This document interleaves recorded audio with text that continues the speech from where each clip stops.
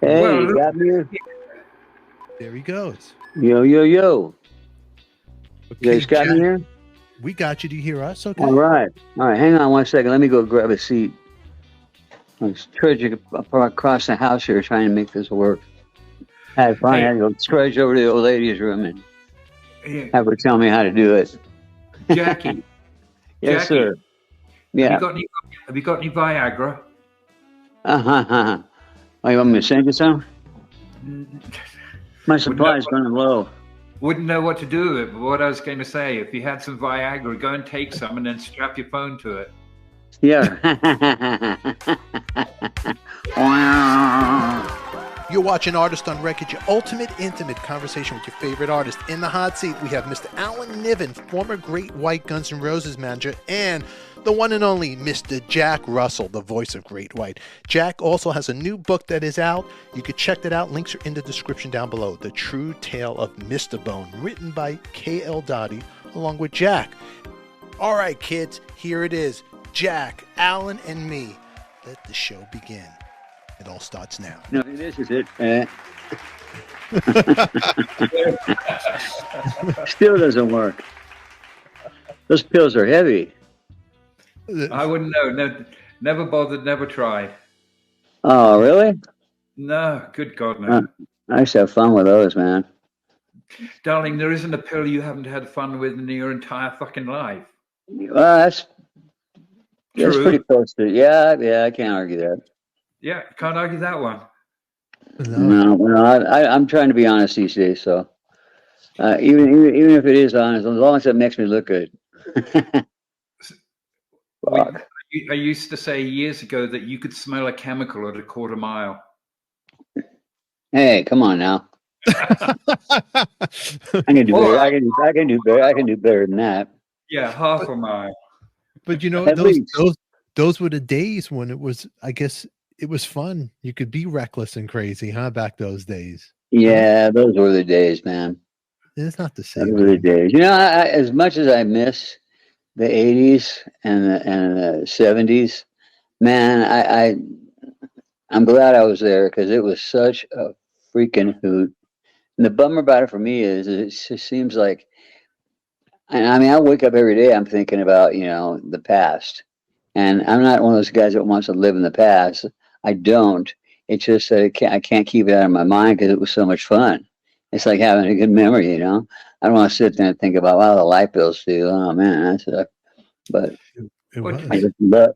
Go ahead. Jack, when we was nippers, when we was kids, the old folks used to sit around and say, we're recounting our memories. We're living on our memories. And we used to look at them and go, good God, is that what we've got to look forward to? I tell you what. Yeah. I tell you what, replaying some of that stuff in the old mental movie theater is kind of entertaining. Oh, yeah, man. There ain't much else going on up there. It is. I remember when I was a kid, I used to sit with my grandmother in the den. She had a little backyard in Brooklyn where I grew up, and we would stare and just not even talk, just stare. And I would just stare with her, sit on one couch. She'd be on her chair. And the other day I'm staring in mine back then, and I'm looking at the grass, and I'm thinking about the 80s and 90s and all the crazy and fun I had. You have grass in your den? Yeah, well, outside the window. And then I'm thinking about, was Grandma thinking of her wild times when she was looking at the tree out the window? That's what I was thinking, But yeah, I guess it all happens, huh? It's a cycle. Yeah, it's a big cycle. It Jack, it is a cycle. Jack, I wake up and I see on Blabbermouth, you're always on there. Whenever you do an interview, there's always something about you're doing an autobiography you're working on. That you've been working on for a couple of years? Yeah, it's about, I don't know. It should be out this year. Hopefully before summer or just during summer. Alan's talked to the writer briefly. Well, not briefly. Actually, probably talked to her more than I have. I set her up with a lot of the cool people in my life to have them get a better vision of who I am. Because I can sit there and talk all the crap I want about myself. And then you find out from, 5-10 people that know me, like, that ain't true. You never did that. So I want somebody there for some corroboration. Well, that'll keep me on the level. she sent me a fair amount to read over. Oh, she did. Oh yeah. Cool. And my first response was, I thought she'd done a really good job of catching your voice. Didn't she though? Yeah, she's done a really good job of being you. I thought she did. I really did. I was blown away. It was kind of weird in a way. It was like somebody else doing an impersonation of you, you know? Yeah, no, she's done a really good job at that. That's I'm glad tough. I didn't do it myself because I've heard a lot of people. I tell you another thing, you've driven her crazy. I've driven her crazy? You've driven her crazy. How is that? Oh, doing this book for all this time. It's a driven Oh, her nuts. yeah. I know. Well, I say, I didn't never tell it was going to be an easy job. You know, You know? you're going to have to send her off to some sort of rehab somewhere. Yeah. Well, there's no vowels, no consonants. And, Yeah. So she can get the rustle out of it. yeah, you're going to have to do something. Well, just take a bunch of fucking ecstasy. So wait, was it like 3 years in the work of this book? Mhm. That's a long time. Yeah, it's huh? been 3 years so far. Wow. Well, it's a long time in dog years. Well, yeah, but it's almost like she was your therapist. So you're going back to therapy and finding who Jack is, huh? After talking. Yeah, it's really trippy because my life has been a lot stranger than even I thought it was. It's really it's been a lot of trippy shit happen, and I'm really glad I found her, or the universe put us together, however we want to describe it. Due to the fact that she has an ability to, get inside my head so well and talk as she's me and make it sound real. I mean, I couldn't have done a better job at it. I'm not a writer, but you know, um, I didn't want to do a biography, an autobiography. Um, it's just people don't want to hear it from me. I mean, they do, but they think they do, but they don't. It's like I've seen a couple biographies that were out written by the actual artist, and they were just horrible, horrible. Oh yeah, dude, and then fucking we went over here, man, and then we had this really rad party at this studio one night, and we did all kinds of coke, and we all kinds of chicks, and you're reading it, you're going, what? It's the You same can't say it story. a little more, yeah, but I think you're gonna say that. Say it a little more eloquently. Yeah. I mean, come on.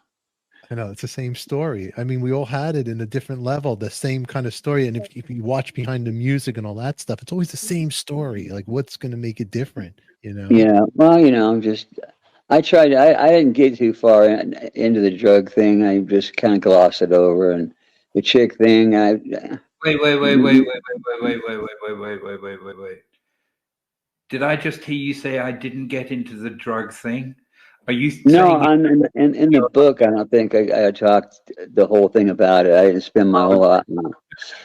I mean, I got into it personally, but I mean, there was other things to talk about, and I didn't want to get drowned up, just caught up talking about the drug use and the chicks. Because that's all it would have been. You had but you had a crazy life, and probably your story is probably going to help some young buck out there too. It's like, ooh, I read this. Yeah, that's because I'm concluding numbers in the back. Like Alan, you read it and you thought it captured him pretty I haven't good. read the whole thing. The last third I haven't seen yet. I think I've seen the first 2/3 of it. And what impressed me was how well, and I mean, of all the people on the planet, I'm the one who can sit there and go, that's Jack. That's his voice. That's what he'd say. That's what he'd do. And I thought she caught that really, really well. That's what. Yeah, that's she's a really, really talented kid. Yeah, that's why I gave her a lot of time, because she was doing a good job for you. Yeah, I know. I've never been a bitch netter about the time it takes. I just want it to be cool, and I want it to be right, honest, and fun to read. Yeah. I don't want to be like on this, and I did that, and then we did. You know what I mean? I just want it to be like if somebody was tagging along with us. I actually went and bought Eric Clapton's book when it came out. But that was good. I was thoroughly disappointed. Really? Yeah, the one thing I came away with was how self-unaware he was of himself. Wow. Keith's book, it was a little bit of hard work. The big mistake I think all these books make is they're chronological. They start when you're born in East London when the bombs are falling, and me dad used to slap me around with a codfish when I went down to see him at the market. You know, and that's why I turned out the way I did. See, so when I was at the Royalton, I'd give it to these fucking models, right? Because my dad used to slap me with a cod, you know, all that kind of crap. But with Keith's book lit up to me at about, I think it's about page 256 off the top of my head, when he started talking about the tunings that he used. And from that point on, it was really good. But Eric's book, I was just blown away with how unaware he was of himself. You know, he'd talk about the relationship in his life and have very little insight into why it went the way it went. You know, we're talking about Patty Boyd. You know, something in the way she moves, Layla.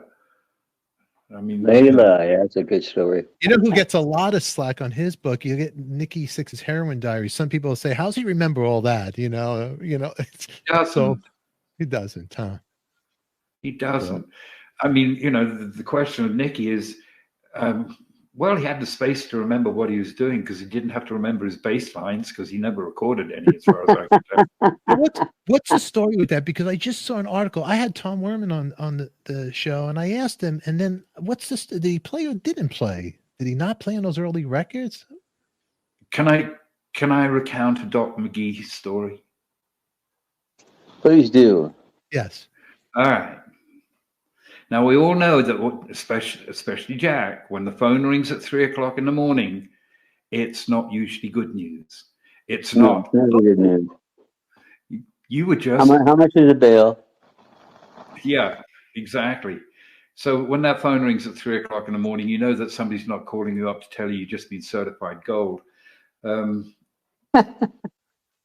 Doc's phone goes off in the middle of the night. And Motley are up in Vancouver, I think it is, with Bob Rock recording. And a frantic Bob Rock is on the phone, and Doc is thinking, I got to get to the safe to get the bail money. And he goes, "What's up? What's happened to who?" And Bob goes, "We got a real problem up here with Nikki." Doc's brain is beginning to spin and go, "Oh, what now?" "What's up, Bob? What's going on?" "He can't play bass." "What do you mean?" He just is not a good bass player. He cannot play bass." And Doc said, "He doesn't have to, does he?"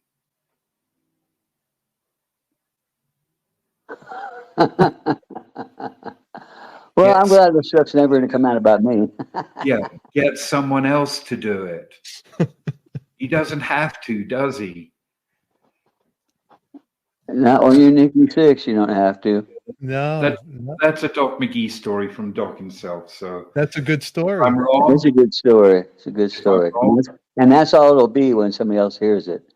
Yeah. That never happened. Oh, no. Take it up with Doc. But you'll never work in this town again, Mr. Niven. You can't say anything. You know, everybody gets oversensitive. I had to take down a video myself just to be polite, you know, and I did this and I go, "Look, we're recording. Like right now, we're recording. It's recording." But I try to edit it. If an artist, like, if there's something here, Jack, you didn't want me to say, "Hey, snip it." Okay, we'll take it out. But I had on, who did I have? Graham Bonnet. And Bethany, his girlfriend, was talking the whole time for him, and the poor guy just sat there quiet, and she went crazy. And I thought it was a funny clip, you know, how Graham Bonnet from Alcatraz. Oh, yes. Yeah. Nice guy, but he doesn't talk. He does all the, and Bethany, you know, Bethany back in the day, I've been friends with her forever. She was in the band Hardly Dangerous with Tommy Ray, who was married to James Brown. Do you know them, Jack, by the way? The band? No. But I know Graham Bonnet is. Yeah, yeah. Great vocalist. Bethany was in a girl band in the 80s. Since you've been gone, my head can't take it. That's it. Yeah. That was with Richie Blackmore he played with for a while, didn't he?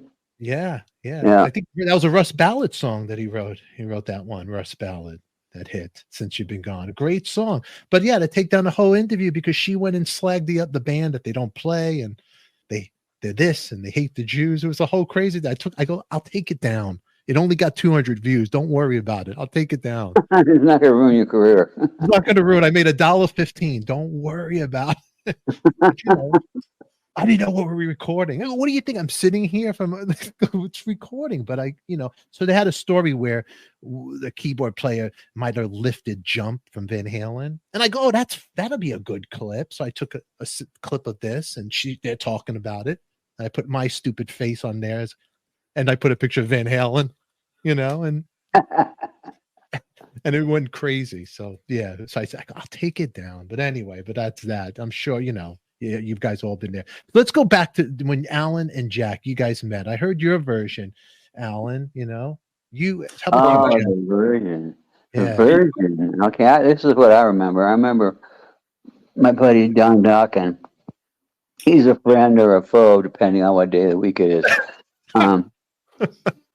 Well, he turned me into John Ladner for being all screwed up on drugs, and then John puts me in rehab for 90 days. And I'm thinking, Don, you great guy, you. But it was good though. It was good. And I got out, and I was in my house, and I was walking around barefoot, and I stepped on a rock, and I went, oh no! And I sat there on my dresser for like 2 weeks until I finally said, fuck it, smoke that baby. Anyway, so my 90 days of sobriety, anyway, it's torture house. And 2 weeks later, I was colors. But let's see, what was that? Where was I getting to? Well, you connecting with Alan? Oh yeah. Okay, sorry about that. We got over the collider for a minute there and talking. Doc is always dragging me away from the cool shit. Anyway, so he was going to bring this guy he knew that had a record company or worked for a record company down to the whiskey to see us play. I said, cool. So we're all excited, you know what I mean? And we get down that night, and then we're playing the whiskey, and I don't remember who was with. I think it was just us. And it was an okay show for us. I mean, we had Troubadour. The Troubadour? Troubadour. Oh, you took us to the whiskey first, though. No, the first 3 shows I saw you were at the Troubadour. Well, we'll have to argue that one out later. But I know you saw us at the whiskey one time because I remember you were making fun of me riding around on Cato's shoulders. Anyway, so he came. I didn't meet him that night. I don't believe we personally met. I just knew you'd come down there, and then we were invited to come down to Alan's to Green World Enigma, where Alan worked, and Enigma was his label that he created for Green World for the Hines brothers, if I remember correctly, and not the coffee guys, but or not the ketchup guys, but it's the Hines brothers, whatever. So me and Mark went down there, and I remember, I swear to God, those shows where you show a guy and they go in to see the big boss, and you see the boss is sitting on a chair like 5 feet taller than the other guy's chairs. And that's what it would look like. I felt like I was sitting in this itty bitty fucking chair, and Alan was like 10 feet above us. Hello, boys. You want the record deal, huh? Smoking cigars. And we're all just like, our teeth are chattering, and me and Ken are like holding each other's hands under the chair. And we're trying to remain calm, cool and collected, while we have piss running down our legs. And so we met him, and he says, you want to make a record, huh, boys? Something to that effect. I think you could leave out the Al Capone, but all lies. No, it was the typical meet the boss. According to the first bio, if I remember correctly, we met outside of Circle K in Orange County when you mugged me. Oh,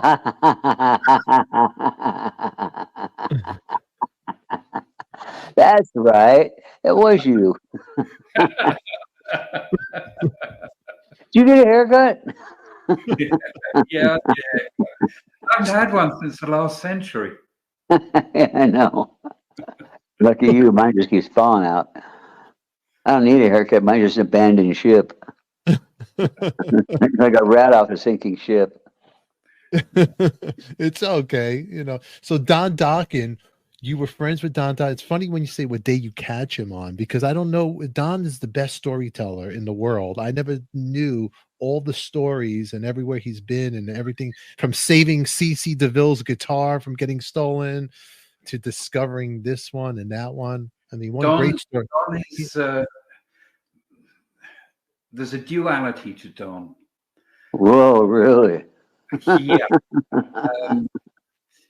Great storyteller, great embellisher. Great storyteller. Great embellisher. Great embellisher. But this I will say, having lived with him, he's a different person when it's just home. And he's Yeah, yeah. There's the at-home Don. There's the out-in-public Don. Totally, Jackie. You nailed it. When he's out in public, God help you with what comes out of his mouth or who he tries to, come on to, which girl he tries to come on to. But when he's at home, he's a total pussycat and sweetheart. Lovely guy. Lovely guy. I tell people all the time, you go, how can you be friends with that guy? I go, dude, Don is one of my best friends ever. He got me hooked up with a record deal, through our manager. He fucking produced the records of ours. He wrote songs with me on some of our other albums. The guy went down with me to John Ladner's and meet with him and got me introduced to him. And so I got a record deal through that. I went, I surpassed Don and did that. And he has always done right by me. Sure, he may say a fucking offhand slight every once in a while, oh, Jack's this, Jack's drinking too much. Well, Don's got a fucking, Long Island iced tea in his hand, sipping on it, talking about me drinking too much. It's like, it doesn't matter. I just laugh because I know Don loves me. He'd do anything for me, and as I would him, I remember Thanksgiving, me and my wife went up to his house, and this was a number of Thanksgivings ago, and it was up in Hollywood, up in the Hollywood Hills. He had this really trippy pad, really trippy. It was right after his mom died, because I think he used some of the inheritance to get this pad tricked out. And this is when his shaman girlfriend, the one that wore nothing but sheer robe, like a wisp. She looked more like a gossamer angel or something. She would sit there and you see her whole body. She's at dinner and you're just sitting there going, Jesus Christ, lady, either slice one of those tits off or put it away. What a fun dinner. Yeah, it was great. We're going to Don's for Thanksgiving. Yeah. Mom, let it go. Can't wait to go next year. I think the problem my wife's like super modest, She's just like never done a drug, never drank, and never smoked a cigarette. I mean, milk is like close to a drug, And she gets out of there, her eyes are like huge. What the fuck just happened? I go, you've experienced Don Dokken. It's so funny because back in the day when I look at his album covers, I go, what a nice, clean guy and a nice, polished voice. You wouldn't think he was this wild, crazy guy, Don. No. Tell these halls with many doors. Yeah, beautiful voice he has, Don. Really. Mm-hmm. Now, I didn't know the connection that you and Don that was so tight together, that he was like the key for all these, for your path as well with Alan. I didn't realize. Yeah, that was the key there was Alan, me, and Don. Don was my friend, and then Alan was Don's friend, and it just so happened that the three of us, aligned and met, and we all did each other a service. Not that kind of service. No, but yes, and Alan, so you didn't manage. This was your first band to manage. You weren't doing any managing, nothing. like Oh, that, huh? no. I mean, story's been told a million times. I know. We were having. I took Mark and Jack to lunch at a place called Toulouse Street, which was in the back. Toulouse Street. I remember that. Yep, in the back of. Well, with a name like that, a name like Toulouse Street, why would you not go and eat there? You know, Right. That's my favorite Doobies album, I think. Doobie, yeah. But I took them both for lunch, and the intent was to sign them to this new label I was starting, and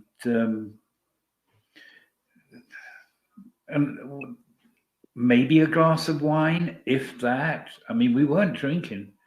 No. But for some reason, Jack, before dessert, said, "I want you to manage us." And I looked at him and I said, No. Yeah, no, listen. Go ahead. He said, "I want you to manage us." And I said, "You got to understand that is a conflict of interest. You need to have your own manager. And inherently, it can't be one person." And Jack said something along the lines of, "Well, that doesn't matter to me." And I said, "Listen, this is the end of the conversation. I know fucking nothing about management." And he looked at me and said, "You'll learn." I remember that part. I thought Yep. I had a different beginning to it. This was when we were at the, we came home to your house that night to sign the papers. No, it was at Toulouse Street. Really? Well, was the way I recall it, it was at your house, and you go, they don't want to sign you. I'm like, No. fuck, what are we gonna do? And you're looking at me like, I don't know, Jack. I don't know what I'm gonna do. I'd already agreed to manage you. Really? And we, Well, I trust your memory better than mine, so. And we were going to have a meeting up at the cottage. This amazing cottage. It was about the size of a Buick. I mean, it was tiny. It was like a treehouse. Yeah, and it had this huge deck with a view of Catalina Island and just green. It was beautiful up there. Wild peacocks wandering all about. But we were going to have a meeting up there, and I had just had my last row with Bill Hine and came up and said, "Can't sign you anymore." And at that point, everybody said, "Well, what are we going to do?" And you said, "You manage us." I'd already agreed to it. I already had the contract. But it was at Toulouse Street where you looked me right in the eye and said, because I'll never forget it. I mean, how could I? Look at what a fucking disaster my life became after that. You looked me right in the eye over the chocolate pudding and said, "You'll learn." And I went back to the office and sat there on my own and I went, you know what? I've just dealt with Alan Kaufman, and that was a fucking nightmare. Not to have a crazy fucking manager and be able to do everything off one desk. There's something to that. Maybe we'll do this. Originally, the idea was to both sign you and manage you. Gotcha. So now is it going to have to do some editing for the book, the chapter that he already wrote? Do we have to fix this for Jack? Or No, what? I've already talked to the author. He stalked her more than I have, so it's probably already in there. It's probably in there already. That was it, huh? So you got to work, Alan, huh? That was it. At that point, you decided to play Brian. You became Brian Epstein of Los Angeles. I almost had a clean getaway. I said, this is the end of the discussion. I know fucking nothing about management. I do better. You'll learn. You knew, you believed Jack. You believed in Alan. Oh, hell yeah. You knew it. Hell yeah. Now, he had this thing about him that I knew was success, you know? He had it where it counted. I mean, he had a big heart and he had a big brain. He had a big brain. Neural mind. Were you, Jack, were you getting, like, before you met Alan, were you getting other people, like, in the scene wanted to manage you guys or handle you guys and blowing smoke up your ass? No, we didn't really talk to too many people. I wasn't really interested in a manager at that time. I just want to get our music out there and just keep adding to the the following, and just slow by bit, keep playing more and more shows, and hopefully at one point have enough people out there to elicit some um, major label interest, just because of the crowds themselves. But Alan had a shortcut to that. He just got us on the radio when nobody ever done before. So it was your first unsigned band On KMT. on KMET on a major radio station Wow. in regular rotation, which had never been done before. They've had like bands on the radio, but it was a one-time shot. It was never in rotation, and even bands that were signed had a hard time getting regular rotation. And it was just because you were signed didn't mean you were going to get rotation. So he pulled off a major coup. I remember we were sitting down at our in front of the garage in Huntington Beach where we used to rehearse at, and he came down there and he had this little boom box, and he My turns it JP. on. He turned it on and he dialed it into KMET, and we're listening. For I was going to be an advertisement for a gig we got coming up. Next thing you know, it was Out of the Night came on, and we're just going, what? It's got to be an advertisement. It kept playing, it kept playing, it kept playing. It played the whole damn song, and we were just laughing, high fiving, hugging Niven, hugging each other, hug the postman. It was just incredible, man.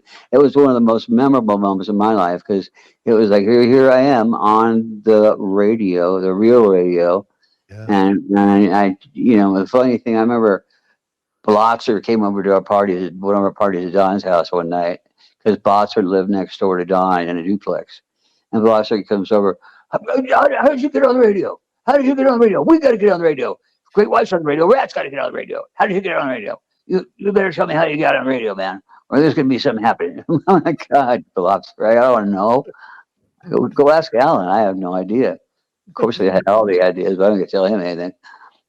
But yeah, he was pissed. He was pissed. You do a good Blotzer. He showed his whole card. You do a good Blotzer, man. Hey, Oh, I gotta tell you something. I remember when Great White. Here's something that'll throw back some memories here. If you could see this is when I worked at Circus Magazine. There's the Circus Magazine calculator. What about that? That's old school right there. And I remember at that time in my life with that logo, I was working at Circus around the time as an errand boy. And I remember when you played the Ritz with Guns N' Roses. I remember that. I went to both nights. Oh, New York, yeah. That was an incredible show. February It was 2nd. supposed to be them playing with us. It was supposed to be them playing with us, but it all got changed on the way to the gig. It all got changed. Wait, February 2nd. Wait, Alan. So it's an anniversary we just passed. What, February 2nd? February 2nd, 1988. Do you know what you paid for your ticket? No, I don't remember. $13.50. Wow.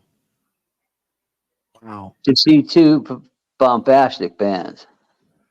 It was crazy. That was I remember. You know the crazy thing, being in the crowd, the energy you had. It wasn't back then. The skinheads would hang out in their scene. The glam rockers would be in their scene. It was such a mix of an audience. You had it all coming together. It wasn't just one. The glam rock scene. It was everybody together seeing both bands. It was incredible. The energy was just incredible at the Ritz to be in the audience. To this day, if somebody wants to know, well, Guns N' Roses, what's it about? That's what I point them to. I just go and watch the Ritz show, you'll get it. Sloppy as hell, / drunk, but it was a moment. It was a moment for sure. Yeah, I'm glad I got to go. That's rock and roll history that night. I actually saw that, and I remember seeing you guys also playing another show. I think with GNR. It was at the and if you watch the other band, they do a performance of "Since I've Been Loving You." that will stop your heart. Yeah. Will stop your heart. Oh, it was incredible. Here's something I'll share, and you can take it whichever way you want. But I was once with somebody, a psychic, who said that they could connect with the other side. And where they got me was they said, "Do you know somebody called Bonnie?" And I go, "No, I've never known a Bonnie." He said, "Well, I'm hearing from a Bonnie, and it's a guy." Bonnie, a guy? I don't know any Bonnie, a guy. And he's saying, "Your band did it really well." And then the penny dropped. What was John Bonham's nickname? Bonzo. Bonnie. Oh, Bonnie, really? To those close, Shit. to those close, he was Bonnie. Wow. Think about That's that. fucking heavy, man. Think about that for a moment. Wow. That came out totally out of left field. The band did it really good. Wow. I mean, oh, there you go. I'm getting goosebumps remembering it now. God, I'm getting goosebumps hearing it for the first time. Yes. Might have been years. You've heard it before. Oh, man, that's amazing. That was a spectacular movie. I'll give you another one. Take me to the other side. Somebody I knew was at a party in Brazil when they were doing one of those big shows in that huge soccer stadium that holds, what is it, 200,000 people? It's a ridiculous size. And there was a party afterwards. And help me out here. What's the singer's name in Def Leppard? Joe Elliott. Joe Elliott. Joe Elliott. Well, Joe Elliott was talking with Robert Plant. And this person I knew was standing in the conversation. And Joe Elliott goes to Robert Plant. "Here, you ever heard that guy, Great Fucking White? He sounds a bit like you." To which Robert replied, "He sounds more like me than I do." Did I ever tell you that one before? Yeah, I heard that one before. I heard that. I heard another one where Robert Plant took all the guys in Whitesnake and their wives out to dinner and to a Thai restaurant, but they didn't take. He didn't take. Of course, Coverdale took everybody else and their wives, but Coverdale. And he was sitting around the table, and Sue was telling me he was just slobbering, sucking down the peanut sauce. And somebody said he's bagging about how Robert Plant and how David Coverdale always tries to rip him off, and somebody goes, "Well, what about that Jack Russell guy?"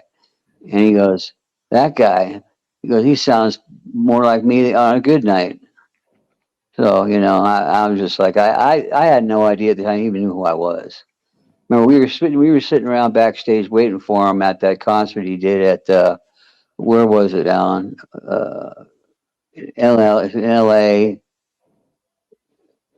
Not the Palladium. Pacific Amphitheater, was that it? Pasadena, Perkins Palace, maybe. No, this was a bigger gig than that. Where Plant was playing with the Black. He was playing with the Black Rose. Who was? Robert Plant. Oh, Robert Plant. Fuck. So Jimmy Page playing with the Crows? No. It was just Crows headlining, then Plant ended the show, and then me and Al were hanging out backstage. I wanted to meet him, and he took like an hour and a half, and I'm sitting there waiting. I'm waiting. I go, fuck, I'll meet him some other time. This is my favorite story of ever. I always do this. There's a party going on. Oh, I'll meet the guy next time. And then, of course, you never meet him the next time. The party was shit. So I always blow things cool off for a party, So I can't remember what gig that was. But it was another one of those nights where he had said something, complimentary towards me, and that was really cool. Really cool. Yeah, you had a knack with that, Jackie. Do you remember the time you were saying, "I really want to meet Tracy"? Remember Tracy on the cover of Tracy the Martin. yeah. And I went, okay, I'll set up a dinner. And I set up a dinner at Il Boccaccio. And I was there, and Tracy was there, and we were having hors d'oeuvres and having a glass of wine and waiting for Jack, and waiting for Jack, and waiting for Jack. And then Goldstein turned up all hot, bothered, and flustered. You'd been arrested scoring crack in some crack house somewhere. And he's like, what do I do? What do I do? Jack's been arrested. And he missed the dinner with Tracy. Fuck me. I didn't even get to smoke the crack. Oh, fuck that. Yeah, no, you were just in the wrong place at the wrong time. Clearly. Yeah. I was supposed to be with some buxom blonde, and I was with a fucking pipe and a crack. Ain't that right? Wrong kind of crack. And well, excuse me. Headlining a show in Midland, Texas. Oh, And what was that? Wait for it. You were headlining a show in Midland, Texas. Right. I picked that very day. I was going to take Corey was 4 or 5 then. I was going to take him to Disneyland, and I zipped up to the office just to do some stuff I had to do in the morning. And while I'm there, the fucking phone rings, and it's Oddie. And I'm going, what's going on? He goes, well, I'm on my way home, and Jack's in Phoenix. Wait. Oh. Mushroom. I got out my calendar and I went, no, not Phoenix, Midland, Texas. You mean Midland? No, he's in Phoenix. He's at the airport. I went, oh my God, what the fuck is going on? You need to go and get him. And clicked off, and Oddie disappeared. So I picked up the phone and called Ray Brown. You remember Ray? Oh, I love Ray. Thank God I remember his phone number. Yeah, he used to make the clothes for everybody. He did, Ray. But Ray lived in Phoenix, so I called Ray and I just said, "Listen, dude, you got to do me a favor here." He goes, "What's that?" I said, "You need to get to this terminal at Sky Harbor on your fucking bike as fast as you fucking can and get Jack before he gets arrested, because I know what's going on." And he goes, "Well, where is he in the terminal?" I said, "Start with the bars."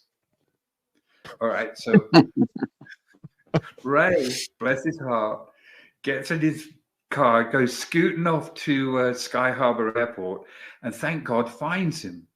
And he calls him, he says, "I've got him." And I said, "I'm on my way." So Disneyland went by the by. I was off down to fly out to Phoenix and find out what the fuck is going on. So I turn up at Ray's house, knock on his door, and he opens the door up. He's got eyes like this. Just, oh my God, expression on his face. And I go, oh shit, where is he? And I go into the living room. He's not in the living room. And Ray points outside and I go, what the fuck? So I walk around the pool and there's Jack sitting, having a very detailed, intense conversation with a saguaro cactus. It's a big one. It's an old one with a lot of knowledge. I touch him on the shoulder and he looks up at me and he goes, "Oh, Niv, I got some shrooms for you too." He was out of it on everything. I had to take him home, get him clean. That was the end of the tour. It was, this ain't going to work. So wait a second, Alan. So here you are. You had to deal with Jack and an Axel at the same time? You were and a slash. And a slash. And a Kindle. Was Kendall that out Well, there with these guys? Kendall liked to drink a lot. No, Kendall just went and sucked down beer in a corner on his own. His life depended on it. He was quiet. When he got into a problem, it was by accident. I mean, here's another one. Do you want to hear another one, Jackie?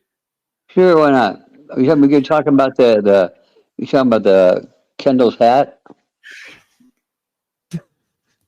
That's the one. That's the one. And the outback search of Kendall's cap, which had been ruthlessly removed from two. God, that was great. Not just that one, but Kendall had this girlfriend that he broke up with, and his girlfriend's brother and a friend of his beat not Claire, but what's her name? Go ahead. Living crap out of Kendall for breaking up with his sister. Well, this didn't sit so well with Mr. Russell. And Mr. Russell and Mr. Holland decided they were going to take matters into their own hands. So I get a phone call from a detective down in Orange County who tells me that I need to come down and look at this apartment because Jack and Gary Holland had done a little bit of remodeling. So I drive down there. I don't have to knock on the door. I don't have to open the door. It's been blasted off the hinges by aluminium baseball bats. And I go into the apartment, and I swear to God, there wasn't anything longer than this, the entire apartment. It was totally, completely, and utterly trashed. Yeah, but it was so much easier to clean up now because you just said everything was really small. Yeah, exactly. But that was interesting because I had a long conversation with the detective afterwards. And what was the name of that bar down there in Orange County? Began with a W, Windsock. No, the Woodstock. Woodstock, thank you. Jill Schultz, proud owner. Yes. And if I remember correctly, you played 3 or 4 times there that summer. Jimmy Schultz. Oh, yeah. We play there every other month to pay our rent for our rehearsal space. You never saw a dime. No, we just got our rent paid. No, you were making money on those gigs then, but you never saw a dime. On the other hand, you were never arrested for something that he had a witness for. Oh, that's right. Yeah.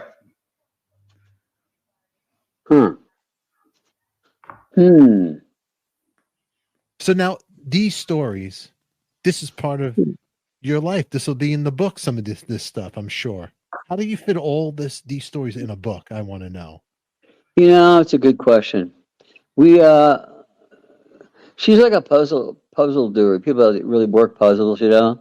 I don't know. Somehow she makes this stuff all kind of fit into a puzzle and makes it work. I couldn't have done it. That's why I didn't even want to attempt to write a book. First thing I said was I need a ghostwriter, a really good writer. And I went through 3 of them in like the past 8 years.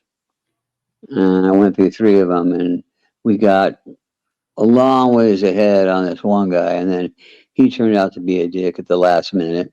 All of a sudden, he's all, "Well, I want $10,000," and I'm like, "What? We didn't say anything about this when we started. There was no monies involved. We were just going to make a split." Okay, well, screw you, dude, and I better not see a word of this anywhere.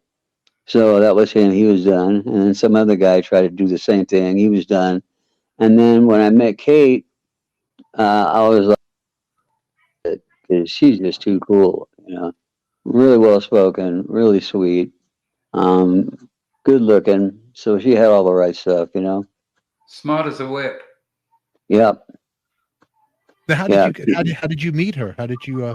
I met her from my guitarist, Robbie Ladner. He knew her somehow, and I found out she's Chip Snuff's wife. Oh wow! Yeah, no kidding. Huh? Small fucking world. That is a small world. It really is. It's strange, you know. Strange how many people are out there that already know each other but just don't. Totally, yeah. Wow. So that 6 degrees of separation, they say. Chip's Yep. enough. What a great musician, Chip. He's such a great bass player, that guy. Yeah, he is. He is. He Good really is. songwriter too, actually. I Really is a love great. that. I love Enough's Enough. This guy's had some albums that were really spectacular. You know, the problem with Enough's Enough was I think it was because the music was great, but the image didn't fit the music. It was such great. I mean, they were. I remember Donnie V sitting an acoustic guitar at a party somewhere, just doing like he was like he morphed like it was like Lennon listening to like it could have. They were like an Oasis almost, you know, but Yeah. it just never took off. I remember seeing them play the Cat Club in New York City. Do you guys remember that club in New York? Probably poor timing as well. It was poor timing. Yeah. Poor timing up. Yeah, they're probably 3-4 years too late. Yeah. 3-4 years earlier, they'd have been a big band. Them bands like Jellyfish, another great band, that Beatlesque stuff, you know, it just didn't happen for those guys like that. But great songs, great musicians, you can't take it away. So it's Chip's wife is the writer. Wow, interesting. That's Yeah. pretty cool. Now, how about you two guys? You guys, you had a falling out, then you guys got back together over here as a friendship, huh? How long did you guys not talk for? Jack I is don't know. talking. Was How that? long was it? How long was it? I have no clue. Fuck, let me think for a minute. It was a long time. It was And a while, yeah. yeah, and I'll admit there was I had no reserve about saying to somebody, if you put me in a room with Jack, I'll fucking kill him. And this is what I look like when I'm dead.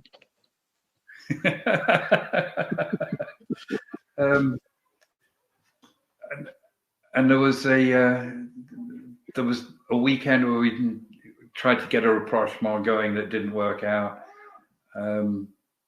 And then, you know, you just get to a point of, what the fuck, you know? Was any Yeah, exactly. We've known each other for so many fucking years, and you know we've done everything together. We almost died on the fucking in a Porsche on the fucking what's that? What was that fucking? Cologne. It was in Cologne. Yeah, what's the name? What's the name of that fucking thing? If I remember correctly, it's called the Seebringsbrücke. No, the Autobahn. It was the Autobahn. That's what I meant. We were coming up from Frankfurt, coming over the bridge, right. And it had been a fucking storm all the way down and a storm all the way back, and just about to go over the bridge into Cologne. Made it through a really bad storm. Everything's fine, and suddenly my Porsche goes into a 360 in the middle of the bridge. Just starts spinning like this. It's like, what the fuck? But you know, as far as it goes, it's interesting because you know Jackie's got his book coming out, and it's all so long ago, and so much time has passed. And with the passing of time, you start to be able to develop a sense of objectivity about things. They're not quite so emotional or raw or important. You start to get a more measured perspective of things. And I would feel uncomfortable about saying this in the past, but I don't now. As far as I'm concerned, Jack and Great White are the underrated band of the period.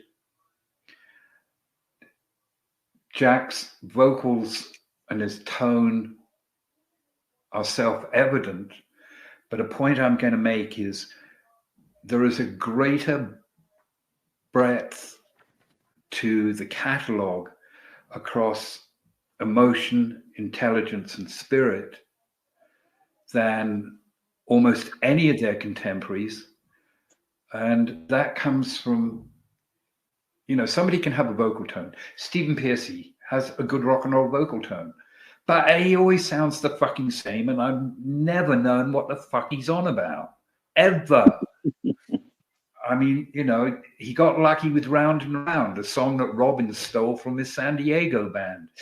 but a great sounding rock and roll voice. You need more than just a tone and a sound. You need an emotional intelligence. You need a spiritual intelligence. And Jack had that. And that is why there is such a broad catalogue of really good songs that stand the test of time to me. And for me, emotionally, there are moments when I don't want to fucking hear that. I was involved with it. I don't want to hear. And you go from that to, okay, put it on, and you listen to it, and you have an objectivity with it. That's really fucking good. That sounds awesome, and it says something. It's got more than just cliche to it, and there is this incredible catalog for that band. If we had a better record label, they would work it better. But Yeah. I mean, just off the top of my head, I was sitting here and I went, because I'm bound to forget. Let's just throw down some names. House of Broken Love, Big Goodbye, Get On Home, Rock Me, Heartbreaker, Highway Nights, All Over Now, Sail Away, Rose Motel, Mistreater, Face the Day, Cold Hearted Love, and Psycho City, Doctor Me, Love's a Lie. Whew. And that's before we get to things like Weak Brain. Yeah. That Willie Dixon song, that incredible Willie Dixon song. And what an appropriate song and content that is. If you've got a weak brain and you've got a weak mind. A narrow mind. Narrow mind, yes, well done. The world's going to leave you way behind. There you go. Yep. There you go.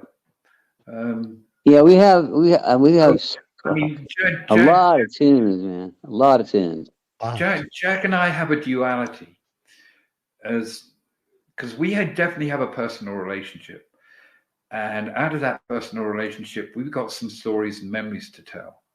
But we also have a professional relationship, and as far as Jack, the professional, I go, not many people can match him as a singer and a vocalist. A singer is somebody who really brings out emotion or really brings out a vibe. The vocalist sounds good. He's both. Well, thank you. Yeah. Well, just stating the obvious. I appreciate it, Alan. Hey, it's true what you're saying, man. It's true. And I remember seeing you guys play live. I was like, whoa, look at this guy, man. And you took the old and you made it into something new back then when you came out, and it was really cool. Bands like you, I think even the blues, it's like went away, and then your band was bringing it back in the hard rock scene, educating us again. The blues is the cool shit. I mean, that's the coolest shit there is. Yeah, I mean, I could latch on to a blues song, just sing that all day long. I put a song called "Gone with the Wind" back in the set. You did? Yeah, oh yeah. That's like one of my favorite Great White songs ever. And I had Tony learn the keyboards so we could play it, and he also learned Rose Motel so we could play that too, because I just miss those songs in the set. They're just a moment. It's just blues, and that's what this band was. Was concocted to be. Another one. Another one is Maybe Someday. Oh, that song kills me. Maybe someday, bye-bye.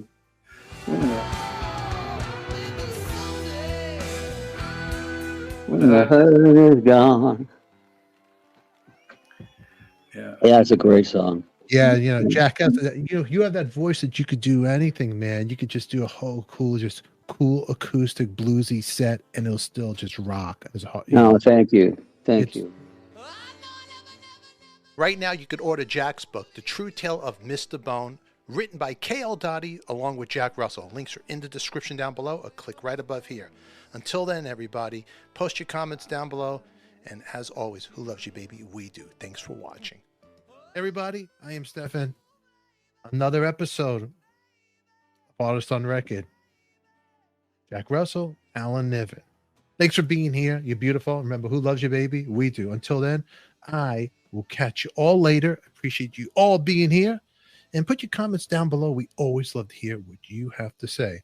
Mwah. Bye-bye.